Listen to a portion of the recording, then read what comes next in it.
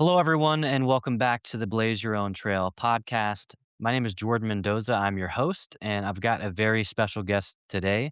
Her name is Sharon Oliphant. Hopefully, I didn't slaughter that. And I'm going to have her tell you a little bit about who she is and what she does today. Yeah, Jordan, thank you so much for having me on Blaze Your Trail. This is exciting. Yeah, I make movies. I'm an actress. I make movies, and I reside just outside Nashville, Tennessee. Awesome, awesome. And I know that's gonna, perk people's ears up to wanna learn more about, like, what type of movies you do and all of that, but they're gonna have to wait, Sharon. You know why? Because this is my show, right? And my favorite part is really taking a rewind. I love to get deep context into my guest story, their journey, really find out what they're made of. What has the trail been like? So, if you wouldn't mind, if we can kind of dive back, where were you born and raised? And then what type of kid were you? And we're talking elementary, middle to high school years. What did you get into? Academic, sports, maybe theater. I don't know. Love to Mm, find out. you're such a kind listener. Yeah, gosh, I was born in St. Louis, Missouri, and when I was a little girl, my parents decided to move us to the country, and so North Georgia is where we ended up on some acreage. I have 8 brothers and sisters. I'm the sixth, so as you could probably determine, a homeschool family of 11. We had our quirks, and we definitely had some of those stereotypical homeschool family things, the farming and the large family stuff. But a beautiful thing is, it grounded me in so many ways to who I am. My mom is a businesswoman. She opened a store when I was an infant. And so we were always in and out of my mother's health food store and just kind of, um, yeah, it formed me who I was just watching my mom help people, and, grew up in church, was singing when I was about 4 years old, solos at our church, and so, yeah, I had a very outgoing childhood, very outgoing personality, a lot of opportunities there, definitely no sheltering in that way.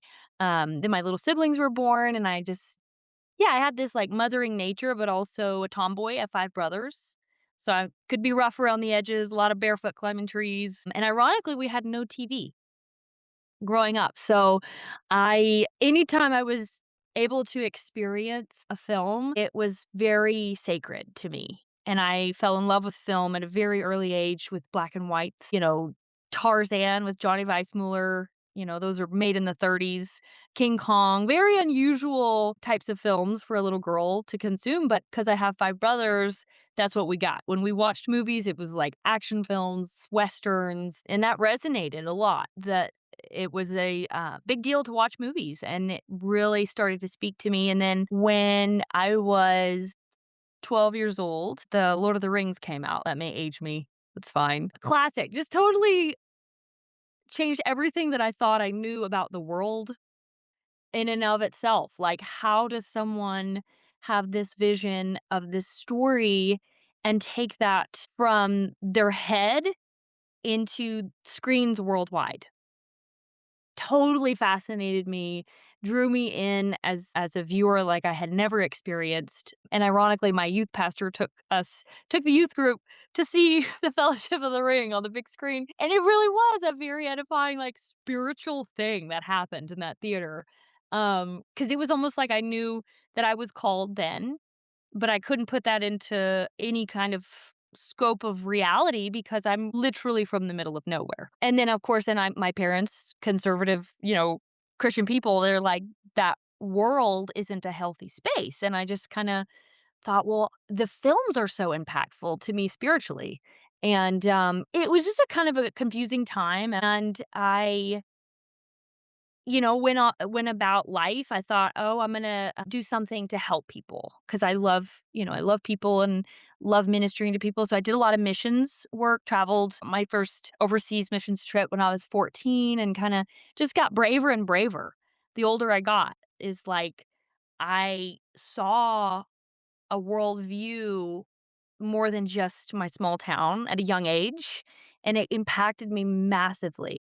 So, yeah, 14 was distributing shoes to orphans, kind of watching another side of the world as like if we can reach people and we can help people as like the ultimate thing. So, Came home and I thought, "Okay, I helped a lot at camp, summer camp." There's a camp that I spent a lot of years serving there, and so I thought, "Okay, I'm gonna do something to help people." I love movies, everybody loves movies, I'll just be a consumer and I'll study science.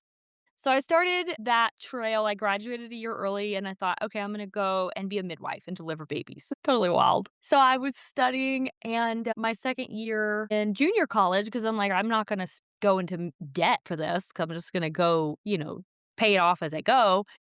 And as I was studying science, all I could think about was the auditions for the theater that were happening. And I'm like, man, it'd be so cool to be an actor and get involved in the world of, performing as an actress, and I thought, "Oh gosh, I can't tell anybody because everybody's gonna make fun of me for that." So, I just was really wrestling in my heart about what I was gonna do with the rest of my life. It's a big commitment, there's so much pressure on young people to have it figured out at a young age. So, I was 17, 18, and I just, yeah, I was struggling with my identity like so many, and I knew that I was called to something big and I couldn't quite describe it to anyone. Well, I was 19 and I was, dating my now husband, and he asked me that question. He said, "If you could do anything." We were long distance for a long time, so it was a lot of phone conversations, and he asked me, "If you could do anything with your life, what would it be?" And I'm like, I had never told anybody. I would make movies, and his reaction was like, of all things, he'd known me for years. We met when I was 8 years old, and nobody knew that side of me, like that heart's desire, but he did. He found it out and he cultivated that, and we married young, and then I moved away from my small town into a big city and had, like, major culture shock and just realized, yeah, all the things that you go through as a young person that equip you, like my tough skin and it was like, okay, now I'm in the real world. I'm a young person trying to figure it out still, but I feel like I can still help people, still going to study science, and that's going to be what I do. Well, we were sitting at a coffee shop. My husband was playing chess with the homeless, like the homeless community. It was a hilarious time of life. And I'm like in the middle of downtown Lake Worth, Florida, just like, what are we doing?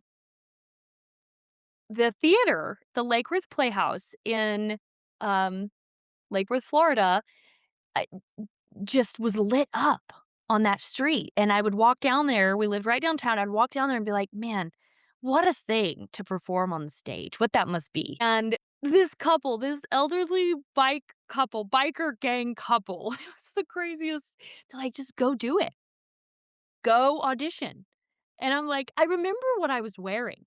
I literally that moment was like a pivotal point in this whole journey, and I'm like, I guess you do. I guess you can really just walk in, get the sides, figure it out, and give it your all, and I'm like, I had no training. I could sing, but I had never done any kind of theater training, Let's and pause on that note because that's, I mean, there's a lot to unpack, there's so here, much. so much to unpack. I've got some questions. First Yep. of all, my wife and I have 6 kids, so we have 4 Yeah. boys and 2 girls, ranging from almost 2 to 21. So Oh my we've got goodness. them from Wow. diapers to the workforce. I kinda have a glimpse of what your parents went through, but not Yeah. like Oh, but minus the farm, like, we're in the yeah. suburbs. But, Yeah. it's still chaotic and crazy and loud It is. and all the things It that a you big unless household you live has. that, you can't really understand it unless you've been in it and understand, like, why it makes us who we Yeah. are.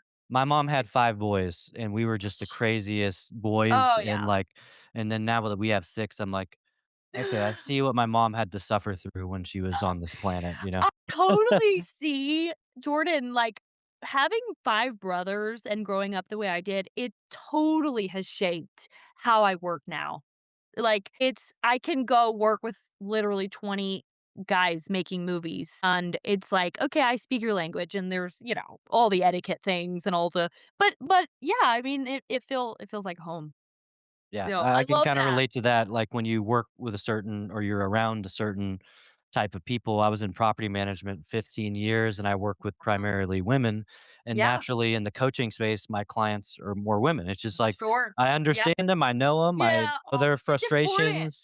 It It's a is. big thing to understand the other side of it, like, we can get fussy and but if you really just understand how like, the communication that's needed and I still unpack it, I'm still understanding it, Yeah, yeah. but it's an important aspect, like, I've always related with my brothers in a major way. I adore my sisters, like, in case they're watching, they're everything. I have a hard time always getting on the same page. I don't know. It's a funny thing. So let's talk a little bit about you mentioned that your mom was a businesswoman. She had a store. This was Mhm. her own business. So she was an entrepreneur. So you got to see Yes, what entrepreneurship looked like. So I would love for you just to totally. share with the audience what was that like as a kid, seeing your mom in action, seeing her grow a business from ideation to Mhm. creation to growing it and scaling it. Like I'd love just some context there because a lot of Totally. entrepreneurs listen, a lot of business people listen, and maybe there's some things that you learned from Oh, your yeah. mom that you might be able to share with the audience. Totally, everything, like, the whole ground the footwork, if you will, of my work ethic totally stems from watching my mom navigate that, and like I said, I was a baby when she had the courage. She actually ended up she knew she was called to something in health and nutrition because so many people around her were struggling with their health, and at that time, it wasn't a thing. It wasn't a popular thing to do nutrition, like, health food stores were not a thing. Also, homeschooling wasn't popular at all when my mom kind of blazed that trail.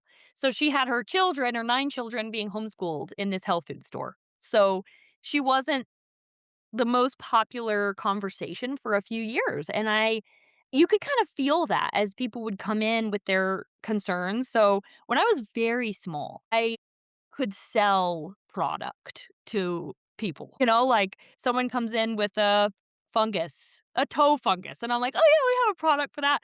Like I already was pitching and selling things at a very young age and like listening to people's problems. And I watched my mom just so incredibly powerful place to be where she listened to the needs of people and her heart was to solve them, with nutrition, and it makes sense why I would go into that in that direction, of health, and anyway, and I'll like, full disclosure, I did finish my degree in alternative medicine, and I know why now. It is such a important thing to be healthy and mentally, physically, all of those things, but yeah, and my mom's also a spiritual, like, warrior.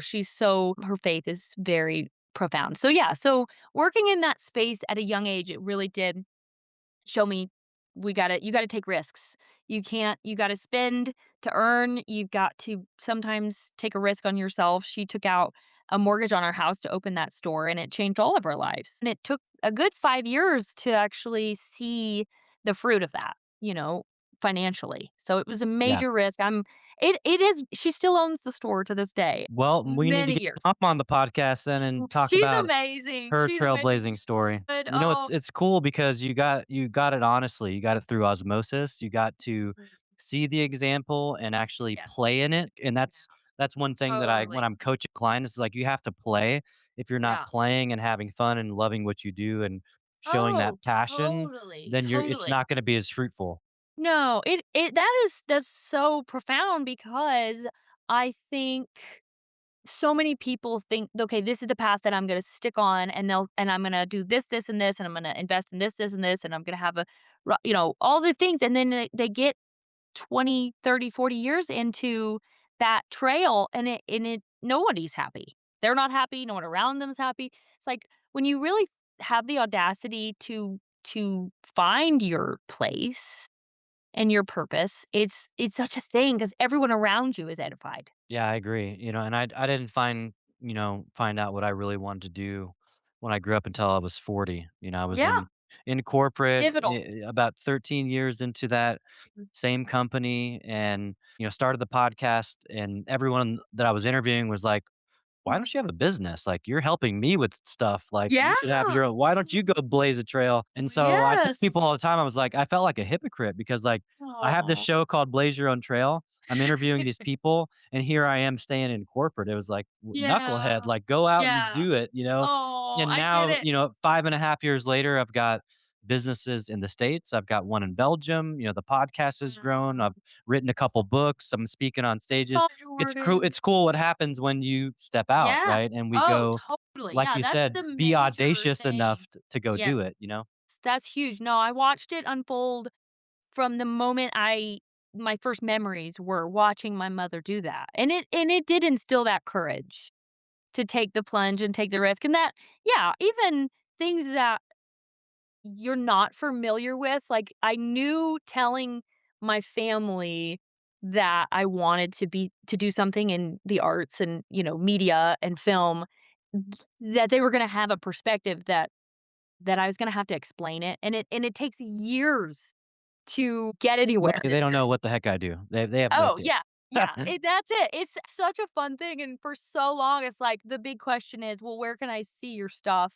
"Where's your content?" It's like, it takes years to establish, and I didn't know what any of that meant when I first started. I just auditioned for a play, got in, and just fell in love with what I knew I needed to understand, and a good 10 years of theater and film, and I knew I wasn't gonna compromise my convictions, and I knew I wasn't gonna sacrifice having a family, and so I never felt like it was one or the other, and I know so many who do. I think, you can't get e get established as a young person or in a craft if you decide to start a family, and it's just not true. I'm so thankful because now all of the paths are able to merge in this really in beautiful ways. Before we started a family, this is a huge piece of my trail. So I was eagerly absorbing anything I could find that was where I wanted to get to in the industry. And I knew Lord of the Rings was always like the standard. And so I found out they were making the Hobbit movies in New Zealand. And I had just done theater, I had just made my first short film as an actress, and I'm like, "Oh, yeah, I'm in." You think like, "Oh, yeah, I know everything I need to know." So I literally got a work visa. I bought a one-way ticket to New Zealand and got on a plane and just figured it out. I had no idea. I knew one person that I had met on a missions trip in another country from New Zealand, and she was so wonderful, ended up getting me established over there. But anyway, I got more work in New Zealand as an actress, and I was there for 3 months because America's so competitive. It's super, super hard to get into the industry anywhere, really. But I did the math, and I'm like, "Okay, if I take this risk, if I buy that ticket, if I get on that plane, it could change my life." I knew I wasn't gonna make it in Hollywood. I don't I You can see on my face, like, I'm a country girl, I wasn't gonna fit in because I wasn't gonna participate, unless it made sense for the kind of content that I wanted to be part of. I just knew those things. So I did the thing, got on the plane and got established with an amazing woman, Sarah Valentine. I still keep up with her. And she helped me get in to the industry over there. For the American stuff, they need American accents. And there's 3, at the time there was like 3 something million people in the entire country. So I knew my odds were good. So you do your mental math. What is it that you want to do? And you say, "Okay, where does it make sense for me to insert myself?" Okay, LA, they've got hundreds of thousands of people entering Hollywood at the time, monthly. So I'm like, "Okay, I my odds aren't good there to have success." Okay, Atlanta, great, it was not as established as it is now in the industry, that was close to home. So, yeah, I did the thing. Bless my husband's soul, I got on the plane and went and figured it out. And then another pivotal moment in my journey was I was offered a role on an HBO show that was filming in New Zealand at the time, and it was something I knew I was gonna face that moment in my career where I had to choose the standard, like, the world would choose of success would be to get in an HBO show as a lead character or a supporting character. The role was scandalous. And I really struggled, and I haven't shared that a lot on a space like this because you take the role in this industry, you take the roles you can get as a young woman to succeed, and I'm like, on one hand, wrestling with wanting to get to that place in this industry, and then on another hand, knowing that it's forever.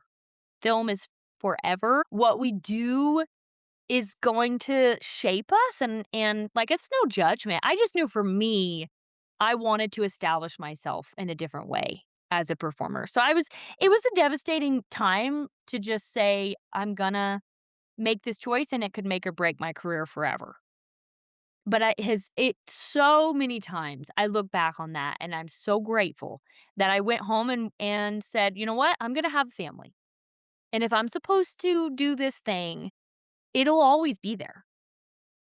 I talk to young women all the time in their teens and 20s that are so conflicted, and I'm like, "If this is for you, you're not gonna age out of it." And that mindset has just kept me in it for years. I mean, this will be, gosh, 17 years in figuring out still figuring it out. But in so many ways, the fruit is you gotta just decide, okay, what lights you up?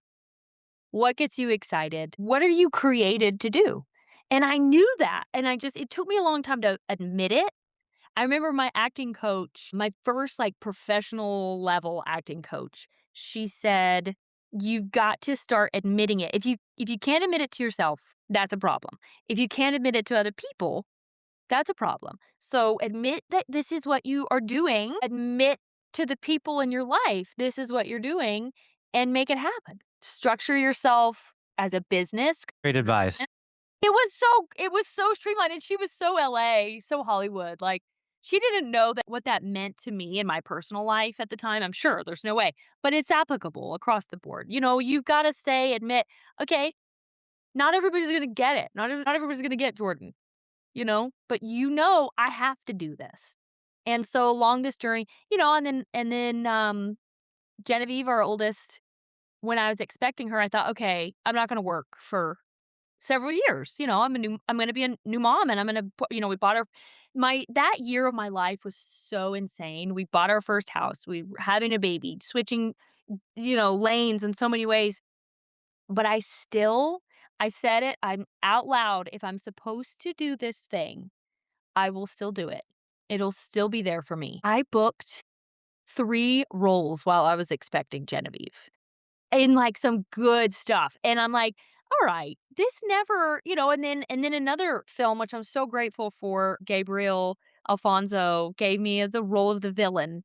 I was 3 months postpartum with Genevieve, like, "How am I gonna do this?" It ended up being one of my most raw performances because I was just, like, couldn't even let myself get worried about my performance or how I looked or any of that. It's just like, you're just gonna get in and you're gonna do the thing. So you start to jive in your space. And when we really start to let go of the expectations that we put on ourselves or even that others, we perceive of what other people need to see us in, it's like, this is who I am right here, right now in the space that I'm choosing to walk in. And the more I really did that, for myself and am doing that for myself mentally, I'm actually better at my craft. Yeah, when you're operating in your gifts and you're being your Yeah. authentic self, that's when we shine, you know? Yes. And the world tries to bring us down. It tries to push, our greatness so that we can't shine Yeah. the light. I mean, Oh, that's just totally. how it all Totally. works, you know? So And I when love you're in that. your head and you're Yep. overthinking it and it's like, no, this is a calling that we're equipped to do and I'm going to constantly learn, constantly grow. I love meeting new people and collaborating with new individuals and yeah, it's been a crazy just like laying it all down constantly. And gosh, everybody was feeling that in 2020 when we were faced with like, what are we doing with our lives? We're all stuck inside, really taking a good look. So many of my collaborative partners made some hard choices during 2020.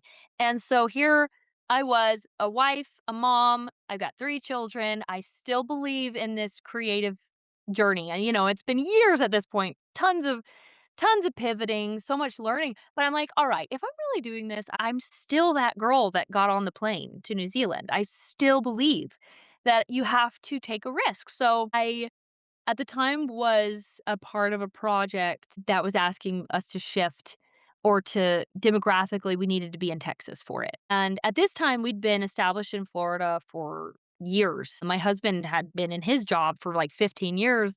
So I'm like, there's no way we can do this thing. I can't do it.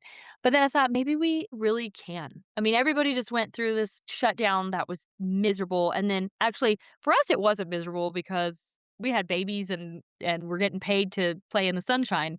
So I just knew that it wasn't over and that there was more risks that we had to take. So all that to say, we sold our house and moved to Texas. And for this dream. And this was 5 years ago now, literally almost to the day. Jordan, when I say it has been the most incredible journey of seeing the fruit of obeying when we're told and you don't know. I had no idea what we could expect. And then the pressure was on me because Elijah had quit his job and here we are with 3 kids moving to the middle of nowhere for film. And then the project completely fell through. The job, the opportunity, gone. And I'm like, I knew we were called to do it. I knew it was Texas. I knew we were called. I felt this intense spiritual and emotional, like so much of this responsibility now. But I thought, you know what? I think that's what it takes. So then I reached out to some other producers and some collaborators in Texas and said, I know I'm called here. I know I want to act. I think God is telling me to make movies. And I'm like, I had no idea what that I had never made anything happen in the film world. Just show up and put on my costume and hair and makeup and do your thing. So it was like a next level of I was admitting something that I knew was in me and I didn't even know. I just said, "Okay, people are doing it. People are making movies all over the world all day, every day. I'm gonna figure it out." So I met with my now producing partner collaborators that I work with in Texas, and I first day we met, I just said, "These are my goals. I wanna figure this out. I wanna make movies." And they said, "So do we." So we got together, we made our first movie, and it was intense. Making movies is like warfare. It is a battleground, especially if you're making them with some kind of an edifying or ours is a spiritual warfare film. And it was next level. It was a really intense time, but something ignited in this calling like I could not describe. I had never experienced this as an actor, creatively, I had never felt like that. And so you bond with people and it's hard because then it ends, right? And you gotta edit the thing and get the thing out into the world, and it's such a journey. But I learned and I figured out the language that I knew I needed to speak for the rest of my life. And it was like this marriage of like a commitment. Okay, I know this is gonna be horrible and hard at times, and it isn't always fun to make movies. But then you get that opportunity and it kind of spiraled. You make a reputation because 'cause you're like, "Okay, I'm gonna do the thing, I'm gonna do it well, I'm gonna show up for everyone there and for myself, and make it happen." And so I my producing partners, they pitched me to, a show I'm gonna plug called Vindication. We made this TV show and I met so many wonderful people, and again, show up, do the work, give it your all, pour your heart into what you commit to do, and if you do that, scripture says you will reap a harvest, right? And so I'm like, "Okay, it's building blocks." So did that and then met Brett Varvel, who is a incredible collaborator, director, producer, actor, and we made a film called Disciples in the Moonlight. It sounds easy, it's very, very challenging. We had 17 overnight days or overnight shoots plus, it was a total of, I think, 25 days to film that. Very intense time with my producing partner, Ryan Johnson. Yeah, it was so, so difficult to make that movie. Very, very little capital for that. And the church rallied, the community rallied. I mean, amazing, amazing people helped make that movie happen. And turned out so incredible. I mean, the heart and soul that was poured in, it showed on screen. Brett, also edited it, so it's out now. It's on Angel and Redeem and all these places, and it's literally, like, ministering to people. So to feel that feeling, to give the skills over to, I always have to keep it spiritual because I know what God did for me to get into this industry and do it with tact and be a shrewd business person. And it all stems back to my childhood, thinking through how to navigate because it's a business, it's a business transaction. Every film is a business. Every film, it could be your last, So because of that, just continually spiraling into, like, understanding and learning, and then I got a film called Drive of the Heart that we went over to Poland to make in a prison cell, 120-year-old prison cell. Incredible film, Triumph of the Heart. It is we just got our French distribution. It's shown in Poland, of course, and then domestically in the United States, we had a big splash. And then because of that, again, connections and who you know and who's recommending you. Uh, and then God it was this crazy time of, like, everything's happening, all my dreams are coming true, I'm making movies. And then in 2024, the Lord said, "Okay, now I'm ready for you to go back home." And I'm like, "Back to the middle of nowhere? Just all my dreams are coming true, like, all the things you think you need for your big." And it didn't make any sense. I wrestled for weeks, and I'm like, I knew God was saying, obey me, go." Go home. And so my family are all I have a huge family, as you would assume, lots of nieces and nephews and siblings and in-laws and all that over here. And I thought, if I go there, I'm never gonna make another movie because I'm gonna be so busy, with all of that. And yeah, we just obeyed. We obeyed. We sold our house, our Texas house in a couple of days. We were over there flipping houses while I was figuring out how to make movies. It was an intense time. So flipping houses, making movies, raising, homeschooling kids, trying to have, show up for functions and be in a gown and, do all that. And yeah, it was a really hard thing to surrender back after only doing it a few years and getting that, like, taste of grandeur, like, "Oh, this is it." But we did, we obeyed, came back, got a house in Georgia to flip, and I thought, "Okay, that's it. I'm gonna be thankful that I got to experience that, but I'm gonna let it go. I'm gonna let it all go." And I went to Chattanooga, Tennessee, to a little restaurant by myself one day to kind of mourn this loss of what I thought I was letting go forever. And I'm sitting there at the table by myself, and my waiter comes up and is chatty, nice guy. And I'm like, I'm just gonna witness to this guy and just be like, hey, because he's chatting with me. I'm like, yeah, I make movies. I make faith-based movies. And yeah, and I'm just sitting there, of course, in my mind, like, I think I do. I have. I don't know if I still do or not. He said, "Wouldn't you know, my waiter, there's someone here that you should meet. He's in the closed off portion of the restaurant in the back, m- prepping for a movie." And I'm like, "What?" In the middle of Chattanooga, Tennessee. I mean, there's an artistic, voice there, but it isn't profound enough for me to run into somebody at a restaurant. You know what I mean?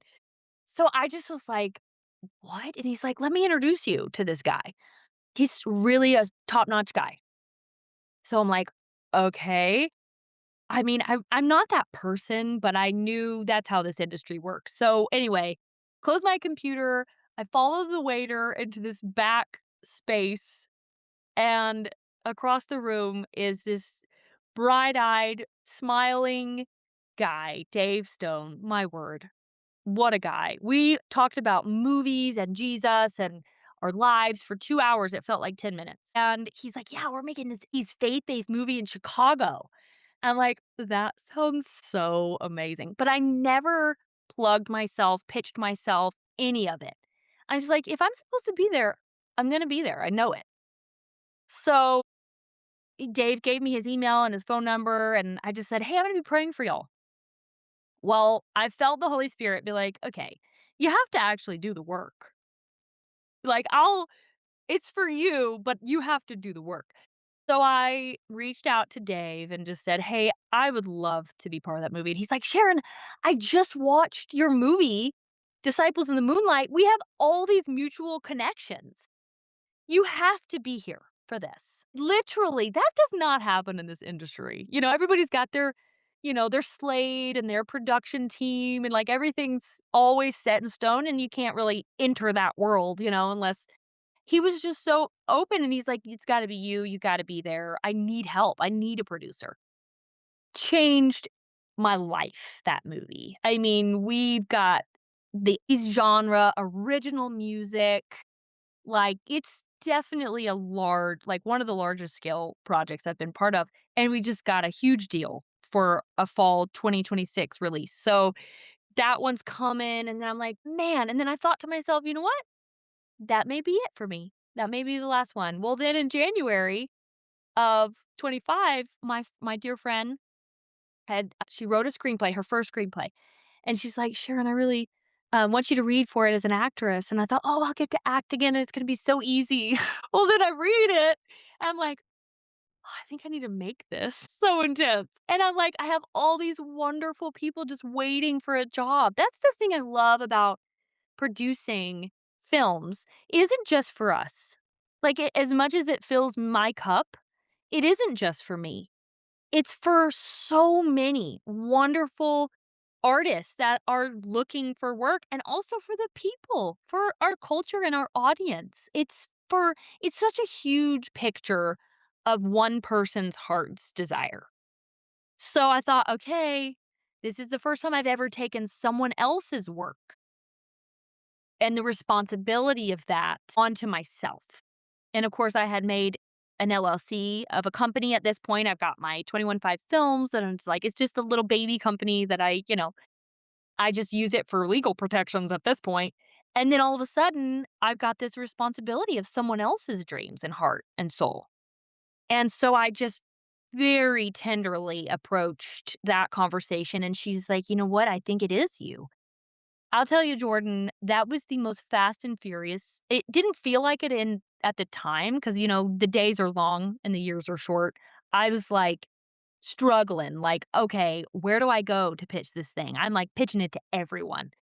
Well, and I'm like sending emails. Well, I'm like, "You know what? I'm just going to sit on LinkedIn and send messages to anybody in the scope of world that I'm in looking for content." And I got affiliated with Jon Stewart at Faith Channel. And I said, I'm a film producer. These are some titles. And he's like, "We've really wanted to make our first original film. What do you have?" And so I pitched this movie, and they're like, "Yeah, we would love a faith-based Christmas movie."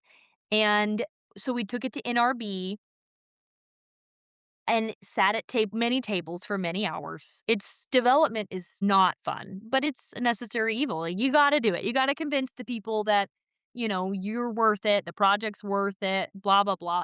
But then the fun stuff, you get to that artistic side and it's totally worth it. And you get to see people light up when you offer them a job.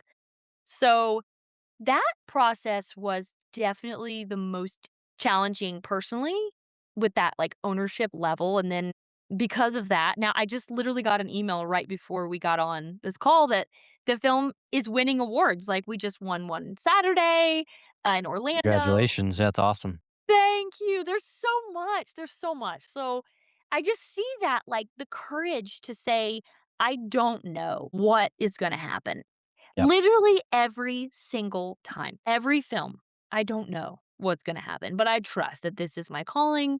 These are the people, this is the place, and I gotta go for it. And I'm yeah, living it right now, Jordan. The projects that are in development make no sense that they chose me. Literally, like, I'll plug right now because we're out with it all in the news. So the Vice President of the United States, his book just released, and ironically, we have the rights to their family's story, right? And so a lot of crazy things happened behind the scenes. And there's another version, Hillbilly Elegy, which was done by Ron Howard, nominated for all these Oscars. Well, we have the rights to the other side of the story, which is the faith story and how their family broke chains of, like, oppressive mindset and they're, like, just a lot of heartache. So, Cheryl Bowman wrote a book called Broken and Restored and licensed that and the life rights to us to make a film about Donald Bowman, JD Vance's father. And so we're literally making a film with the second family of the United States right now. It's wild. It's insane.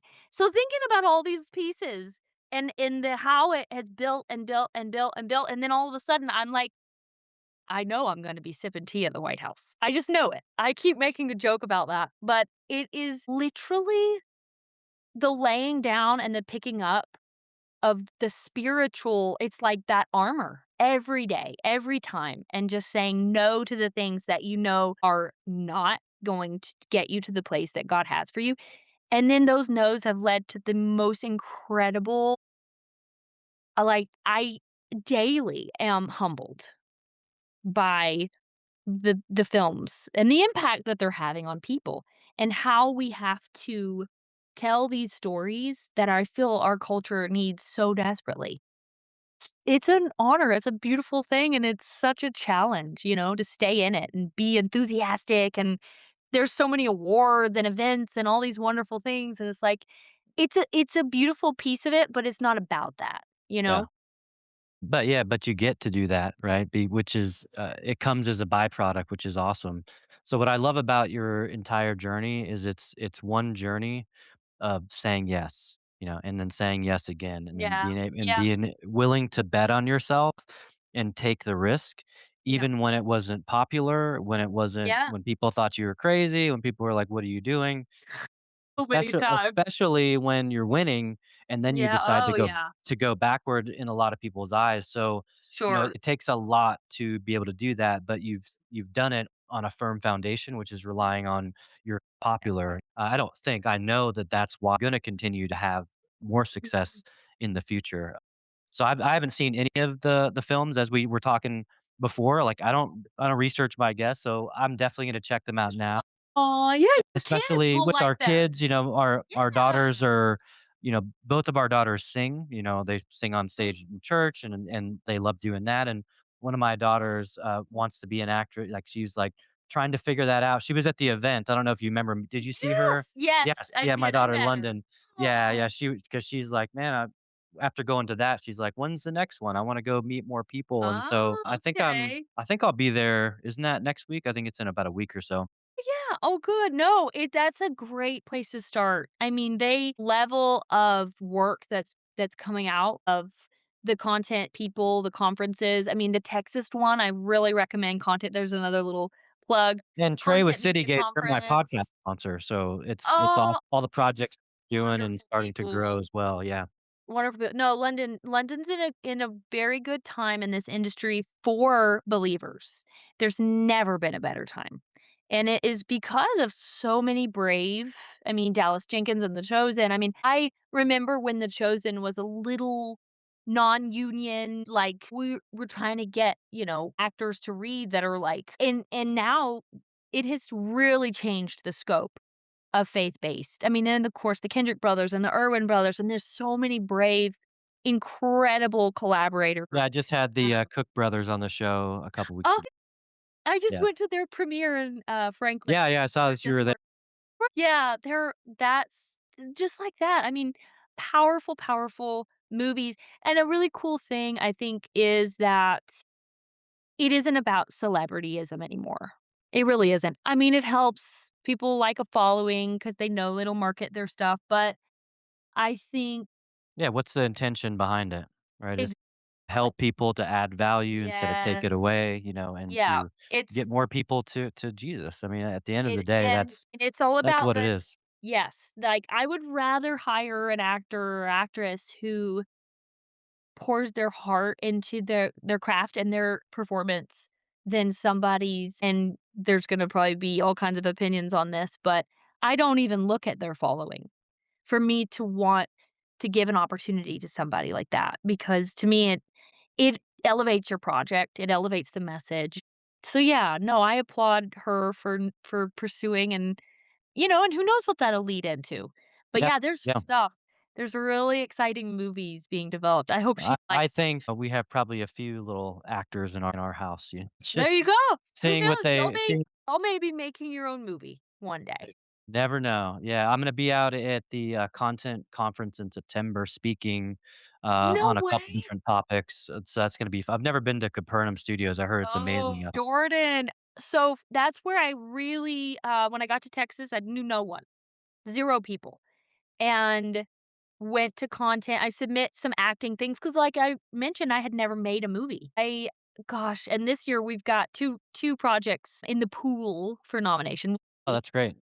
Christmas at the Cabin, we just, wrapped up and delivered, and then, my passion project that I is an apocalyptic pro-life movie, and so I submit the short version of that just to, get it out there and just pray about where it needs to go, but no, I'm so glad you're going. It's all Yeah, yeah, I'm excited for it, I'm gonna be speaking about, probably podcasting for sure.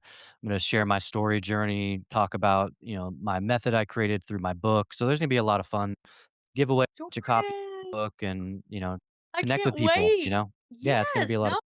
Are you gonna stay through the whole thing, do you think? that's gonna be the goal, so just kind of Okay. researching, Airbnbs, that type of thing, and then Yeah. seeing bring family, that type of make it a Yeah, no, whole event. I think that'd be a totally. lot of fun. Totally, it's worth it, it really is. It's changed so many lives. Honestly, I'm not even trying to be cheesy about that, but it's such a like-minded space, Yeah. and Tim and Michelle Shields, their hearts are so for the Lord, Tim's such a and good guy. I've been having some good conversations good. with him.